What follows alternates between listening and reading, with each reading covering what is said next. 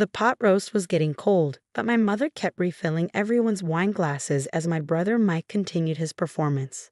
I mean, seriously, he said, waving his fork for emphasis. Who needs a smart device that tracks their pet's emotional state? It's the dumbest thing I've ever heard. My name is Sophie Chen, and at 29, I just sold my pet tech company, Popprint AI, to Google for $4.2 billion. Not that anyone at this family dinner table knew that yet. It's not just emotional tracking, I said quietly, pushing my peas around my plate. The AI can predict health issues before they become serious, potentially saving pets' lives. Mike rolled his eyes. Right, because what the world really needs is more hypochondriac pet owners. Tell me, how many of these magical collars have you actually sold?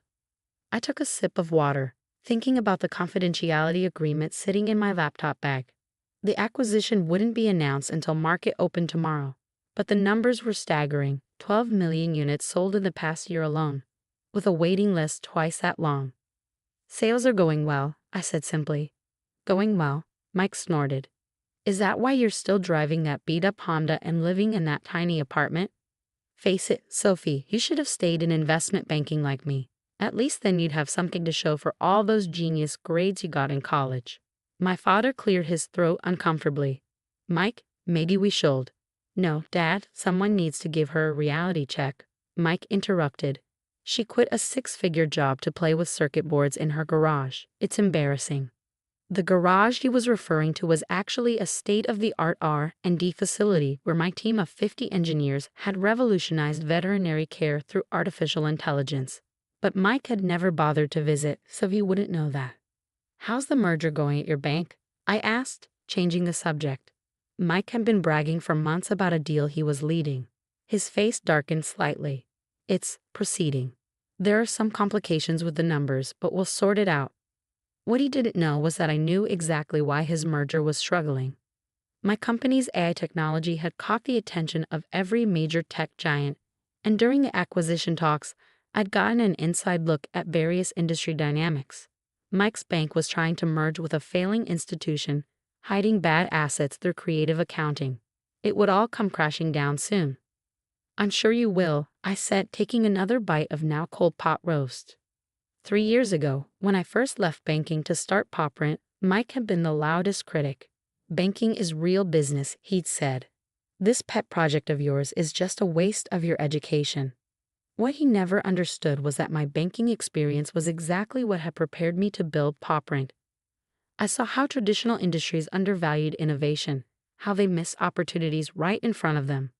While Mike was pushing papers and inflating numbers, I was creating something real. The idea for Popprint had come from watching my cat, Luna, get sick. By the time I noticed something was wrong, the cancer had spread too far. If only I'd known earlier, if only there had been some way to detect the changes in her behavior and health before it was too late. That's when it hit me. Pets can't tell us when something's wrong, but their bodies and behaviors give off signals long before visible symptoms appear. If we could capture and analyze that data through AI, we could revolutionize pet healthcare. My mother's voice pulled me back to the present. Sophie, honey, maybe Mike has a point. You're not getting any younger, and that apartment of yours. I thought about the beachfront house I just bought in Malibu, the one I'd move into after tomorrow's announcement. The real estate agent had been shocked when I paid cash. But that's what you can do when you've been quietly building a billion-dollar company. I like my apartment, Mom, I said. It's close to work. Mike laughed. Work? You mean your little pet project? Come on, Sophie, it's time to grow up. Even my junior analysts make more than you probably do with your toy company. If he only knew. His entire bank's market cap was less than what Google had just paid for my toy company. Tomorrow, every financial news outlet would be running the story. Google acquires Popprint AI in largest pet tech deal in history. But for now, I just smiled and asked Mom to pass the gravy. After dinner, as everyone moved to the living room for coffee, my phone buzzed. A text from David, my lead engineer. Everything's set for tomorrow. Google's press release is ready to go. You sure you don't want to tell your family tonight? I looked over at Mike, who was holding court about his latest luxury car purchase. Some surprises are worth waiting for, I texted back. My father caught me in the kitchen as I was helping Mom with dishes. You okay, sweetheart? Mike was pretty harsh tonight. I dried a plate, thinking about all the times Dad had encouraged my curiosity. Bought me electronics kits when I was little, defended my decision to study both computer science and finance in college. "I'm fine, Dad," I said. "Actually, you might want to watch the business news tomorrow morning. Could be interesting." He gave me a curious look but didn't press further. Dad had always been good at keeping secrets. As I drove home that night in my beat-up Honda, which I kept because it was the last gift Luna rode in before she passed, I thought about how everything would change tomorrow. The money didn't matter so much. I'd been effectively a billionaire on paper for months as the acquisition talks progressed. What mattered was finally being able to step out of the shadows, to show my family and the world what I built. My phone buzzed again. Another text, this time from Sarah Kim, my attorney. "Final paperwork is complete. The merger Mike's working on just got flagged for regulatory review. Timing couldn't be better." I smiled, thinking about tomorrow's board meeting at Mike's bank. He'd be trying to explain why he missed the red flags in his merger targets books right around the time my face would be appearing on CNBC. Sometimes the best revenge isn't about proving people wrong. It's about proving yourself right. The morning of the announcement, I woke up early and made coffee in my modest apartment. The view of Silicon Valley from my balcony was particularly beautiful today, or maybe that was just my mood. My phone started buzzing at 6:30 a.m. First CNBC, then Bloomberg, then what felt like every financial journalist in the country.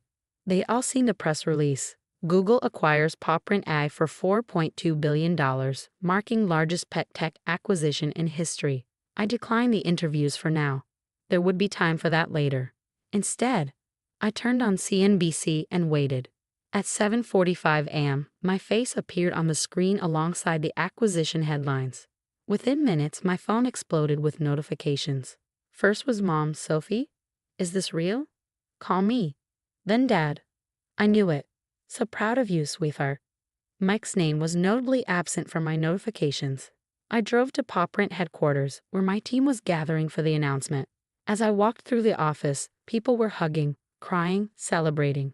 Many of them had taken equity instead of higher salaries when they joined. They were all millionaires now. "Ms. Chen," my assistant Rachel called out, "your brother's bank is trying to reach you. Apparently, they're interested in investment opportunities." I smiled.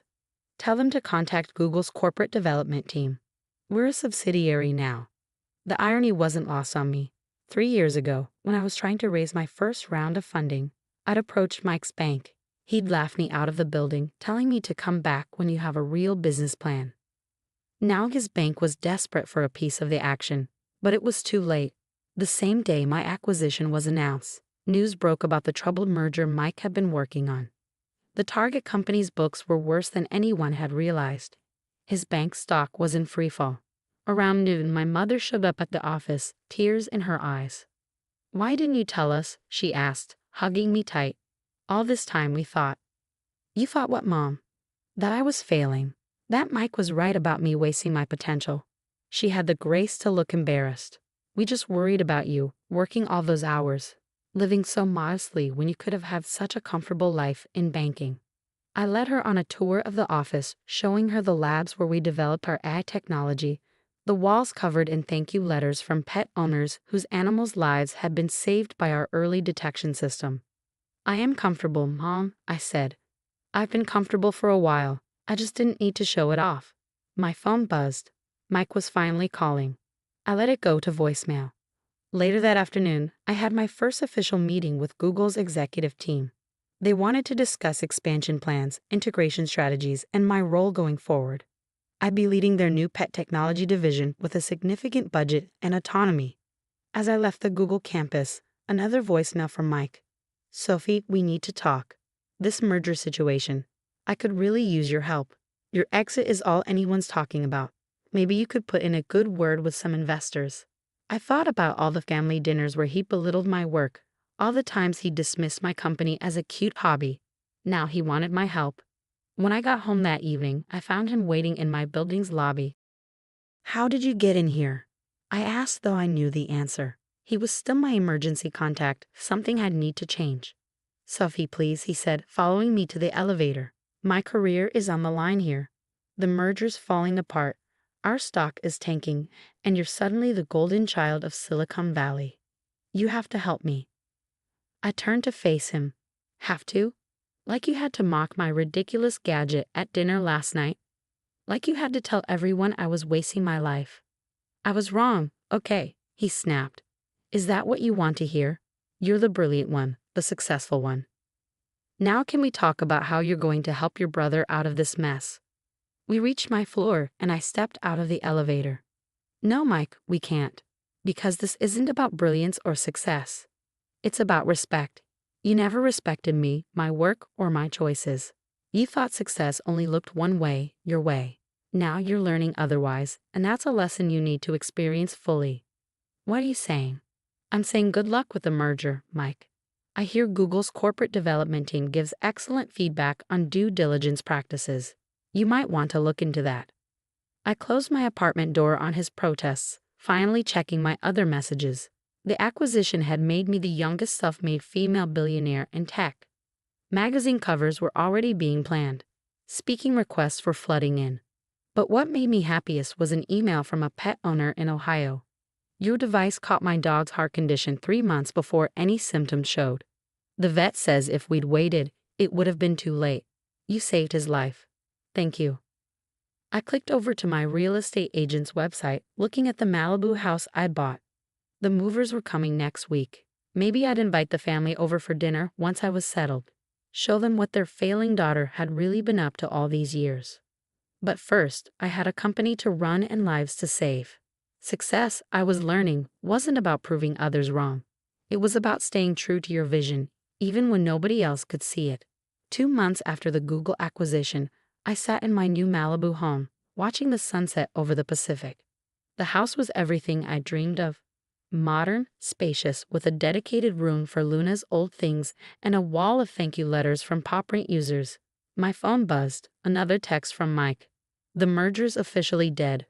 Board meeting tomorrow to discuss leadership changes. Please, Sophie, I need your help." I set the phone down without responding. Mike's bank had lost billions on the failed merger, and heads were rolling. According to industry gossip, his position was particularly precarious. The doorbell rang. It was Mom and Dad coming for their first visit to my new home. "Oh, honey," Mom gasped as she walked in. This is incredible." Dad just smiled, walking straight to my wall of letters. "These are what matter, aren't they?" he said, reading the stories of pets saved by PopRent's early detection system. "They are," I agreed. "The money's nice, but this is why I built it." We sat on the terrace for dinner, prepared by the private chef I'd hired, one luxury I'd decided to allow myself. As we ate, I could see Mom struggling with something. "Mike's in trouble, isn't he?" she finally asked. "His choices put him there, Mom. Not me. But you could help him. With your connections now." I set down my fork. "Mom, do you remember last Christmas? When Mike spent the entire dinner telling everyone how I was throwing my life away. How I'd never amount to anything in real business?"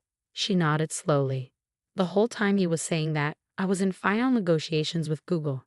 I was already worth billions on paper. But instead of telling him that, I sat there and took his abuse. Do you know why?" "Why?" Dad asked quietly. "Because I wanted to see who he really was. Not who he pretended to be when he needed something, but who he was when he thought I had nothing to offer him." The next morning, I drove to Mike's bank for the board meeting. Not to help him, but because Google was considering acquiring some of the bank's technology assets in the wake of the failed merger. As the new head of special projects, I'd be leading the evaluation. Mike was waiting in the lobby, looking like he hadn't slept in days. "Sophie, thank God," he started, but I held up a hand. "I'm here as a potential acquirer, Mike. Nothing more. Google is interested in your AI trading platform. We'll be evaluating it over the next few weeks." His face fell. "But I'm your brother." "Yes, you are. And for years, you used that relationship to tear me down. To make yourself feel bigger by making me feel smaller. Now that the tables have turned, you want to use that same relationship to save yourself." I said I was sorry. "No, Mike, you said you were wrong. There's a difference. Sorry means understanding the harm you caused and wanting to make amends. Wrong just means the outcome didn't match your expectations." I walked past him to the elevator, remembering all the times he'd made me doubt myself, all the family dinners where he'd dismissed my dreams. The board meeting was brief. Mike's team presented their technology, trying desperately to impress Google's new pet tech division head. I asked pointed questions, exposed flaws in their system, and watched my brother squirm as I demonstrated a level of technical knowledge he never knew I possessed. Afterward, I found Dad waiting by my car. "You didn't have to be so hard on him in there," he said. "Yes, I did. Not for revenge, Dad. For his own good.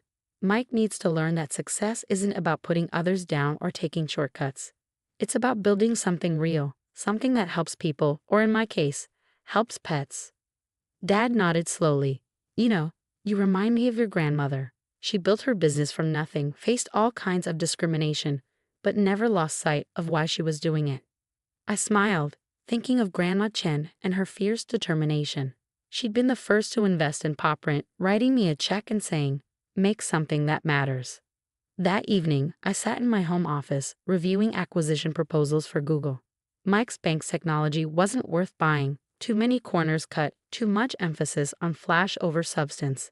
Just like Mike himself. My phone buzzed one last time. Mike again. "I get it now. I really do. I'm sorry, Sophie. Not because I was wrong, but because I hurt you. Can we talk? Really talk?" I stared at the message for a long time, thinking about family and forgiveness and what really matters in the end. "Coffee tomorrow," I texted back. "My office at Google. Let's start over." Because sometimes success isn't just about proving yourself right or others wrong. Sometimes it's about showing others a better way forward, even if they have to fall first to see it. As I looked out at the ocean, I thought about Luna, whose illness had inspired all of this. On my desk sat her old collar, now retrofitted with the latest version of PopPrint's technology. It wouldn't bring her back, but it was saving thousands of other pets every day. That's what real success looks like. Not the house or the billions or the headlines, but the lives changed for the better. Even if some of those lives belong to people who once doubted you.